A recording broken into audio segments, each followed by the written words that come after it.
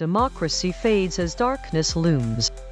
The United States Supreme Court on Tuesday upheld a temporary stay that blocks a lower court directive ordering the Trump administration to provide full food assistance benefits to millions of Americans.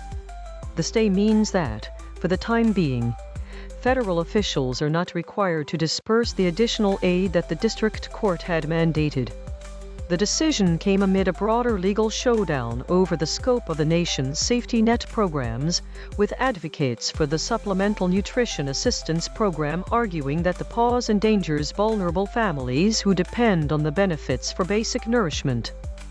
Critics of the administration's approach contend that the court's intervention merely delays an already overdue relief effort and underscores the politicized nature of welfare policy in Washington.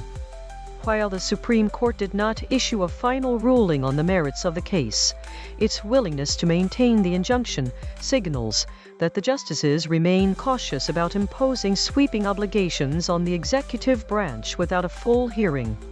Legal scholars note that the stay could set a precedent for future challenges to federal assistance programs, especially those introduced during periods of crisis.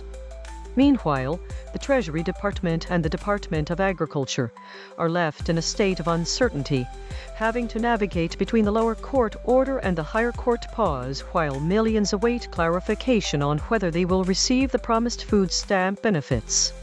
The episode highlights the fragile balance between judicial oversight and executive discretion in the United States' complex system of social safety nets, and it raises questions about how quickly the government can respond when courts intervene in policy matters that affect the nation's most disadvantaged citizens.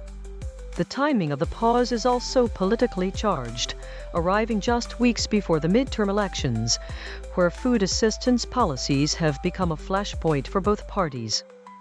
Democrats have seized on the court's decision to criticize the administration's handling of hunger relief, while Republicans argue that the judiciary is overreaching into matters best left to elected officials.